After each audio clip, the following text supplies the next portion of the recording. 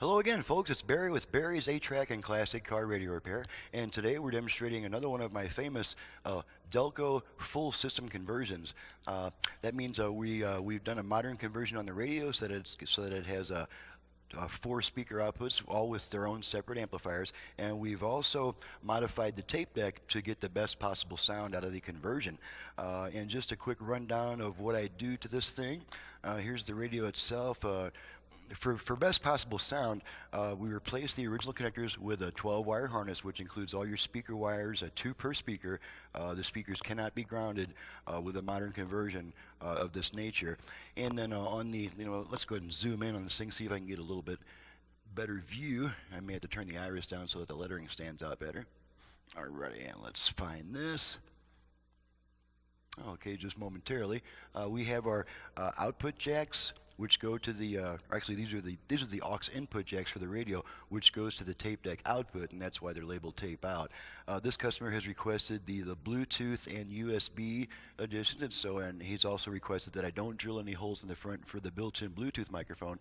Instead, he's going to use the external microphone jack, which is right there. And then this other jack is labeled PB. That's not used in this instance. And then we also have a control jack, which basically sends a signal. This receives a signal from the 8-track telling it to switch to the aux input so that the 8-track plays through the converted radio. Now, since this control is hot with 12 volts, anytime the tape deck is on, I use a different type of connector for this that will only fit into this jack, and that's so we're not accidentally running 12 volts into the audio circuits, which of course could be pretty devastating.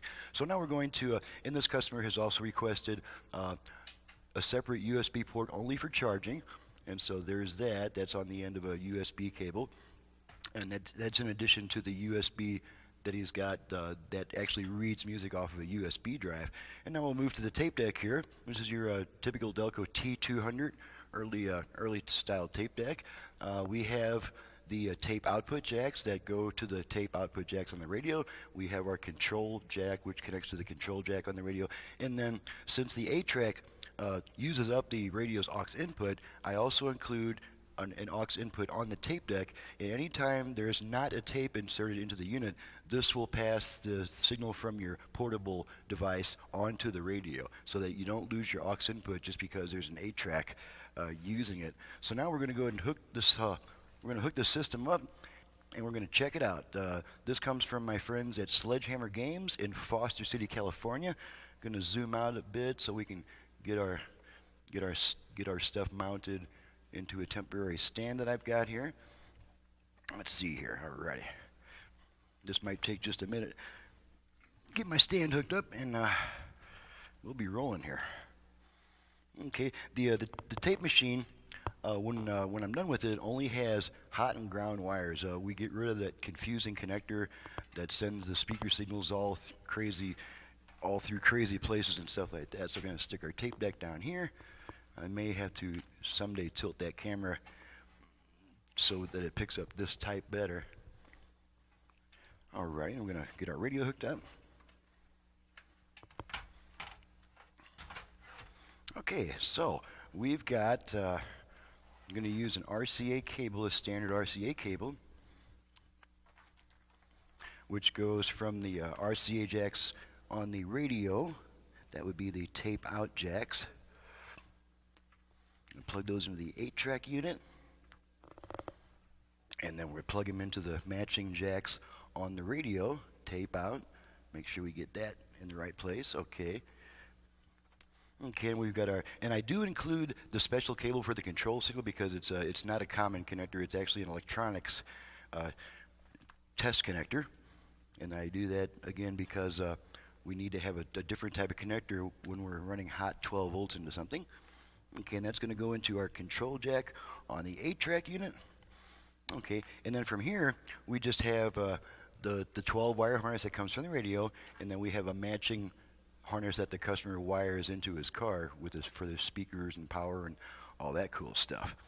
Okay, get our antenna plugged into the radio and get some power going to the 8-track, and we'll be ready to go here.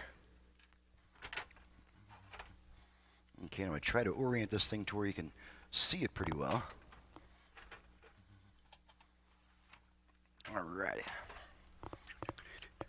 Okay, that's not too bad, I guess. Zoom in a little bit more. We can find the zoom. Okay, we're going to cut down our lighting just a little bit, which may give it a grainy effect, but it'll help you see everything a little better. Okay, and now all we have to do is run power to our 8-track unit. That needs its own separate 12-volt supply, which incidentally you can use the same 12-volt wire for the radio harness and the 8-track. That's not a problem at all. Okay, so we have our tape deck hot and ground, and then the one thing we still have to do, since this is not the customer's dash, I have to run a jumper to connect the chassis of the two units together. It does require a common ground between the chassis, which of course once the system is installed in the customer's car, that ground is automatically provided by the car's chassis. Okay, so we just stick that right in there. Alrighty. Got our USB connector here, got our USB charging only port right here. Alrighty, we're going to turn everything on, give it some power. Oh, got our antenna connected, yep, everything's connected up.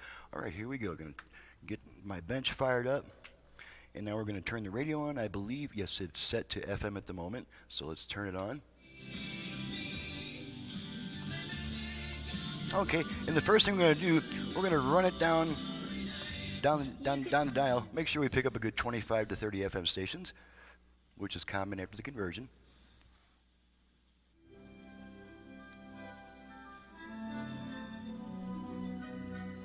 Still, we respect her. We respect her right.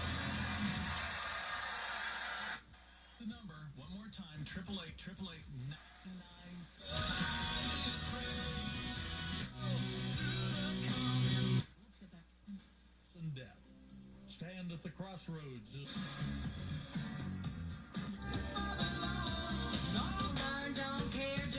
Okay, there's about 10 so far.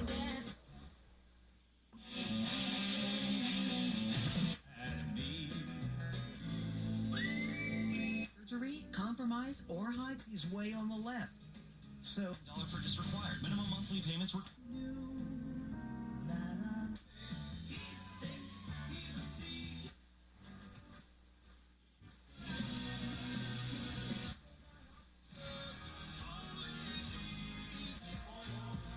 Okay, there's about 20 so far.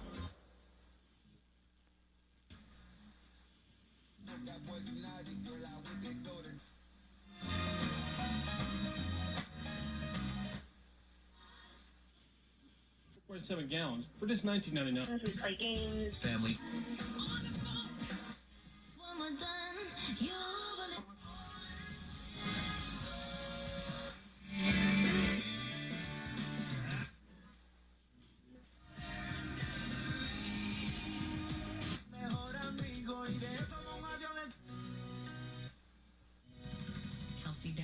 Okay, so about 31 FM stations. Let's go ahead and switch it to AM and make sure that works. And this is one of those cool flip dial radios, so the dial changes when you flip it to AM. And we generally pick up 2 to 3 AM stations in this area. The Dow closing at another record high. 1, 2.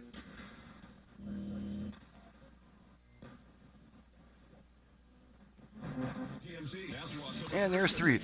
And I know there's nothing in this area below that, so we'll just call it 3 stations. And we'll flip it back to FM so I can demonstrate all the virtual functions.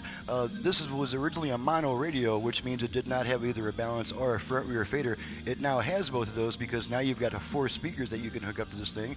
We're going to activate the virtual balance and fader functions. To activate the virtual front rear fader, we're going to rotate our tone control twice to the right. So let's go ahead and switch to our output meters so we can see the results of our adjustments. Alrighty, and I'm going to first I'm going to rotate my tone control to about the center position so I've got room to rotate it to the right. Okay, and 2 turns to the right, and we should hear a lady coming on saying fader adjust. Fader adjust. Okay, and now this tone control is adjusting the front rear speaker balance. I am accidentally moving the volume control when I adjust that, so I'll hold that still. Okay, that's front only, rear only, front, rear.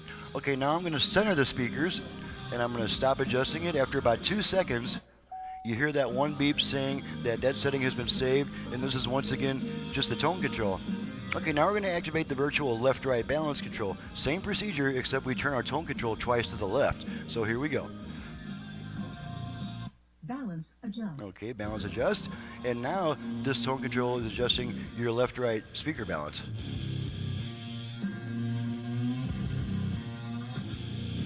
Okay, now I'm going to center the speakers again. I'm going to stop adjusting it, listen for our beep. There's our beep, and that setting has been saved, and this is once again just the tone control.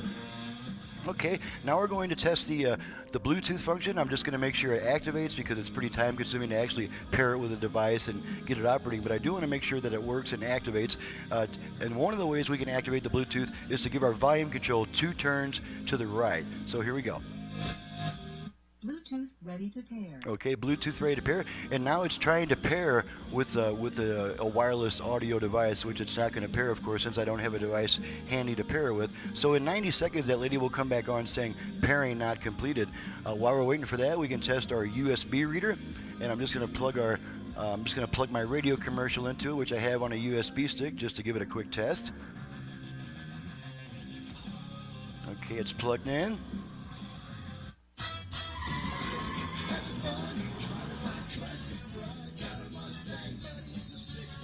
And you can see the USB flickering, meaning that it's transferring data. Okay, we're going to unplug the USB stick. Radio comes right back on. And the last thing to check is the 8-track. This is, of course, my flagship my flagship deal here. Mine is the only shop in the world that does this level of conversion on the 8-track when doing a full Delco system conversion. So let's go ahead and plug some Anne Murray into the 8-track. And one thing you'll notice is you get a lot of treble and a lot of brightness and clarity out of the 8-track after I get done with it. So you may end up having to turn your tone control down on newer tapes that have a lot of treble. So here we go.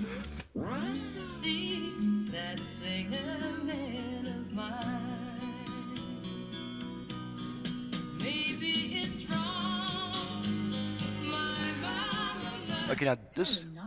Okay, there's our lady saying pairing not completed. Now I don't have the tone control all the way up, and you still have plenty of treble. We can turn the tone control down to give it a warmer sound, more typical of 8-tracks. Or you can turn the tone control on an older tape that doesn't have a lot of treble. You can get just a massive amount of treble out of the 8-track section. Okay, gonna change tracks. Okay, we're at the end of a song here. So we'll give it time to either switch tracks or go to the next song, whichever it's going to do.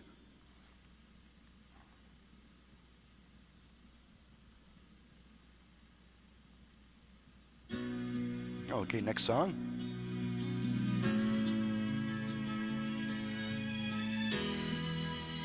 Okay, switch tracks.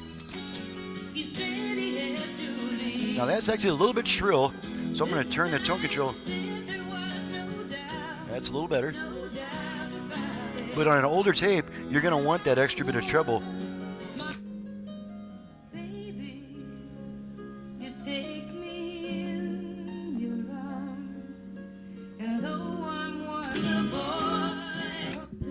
Okay, that was an automatic track change.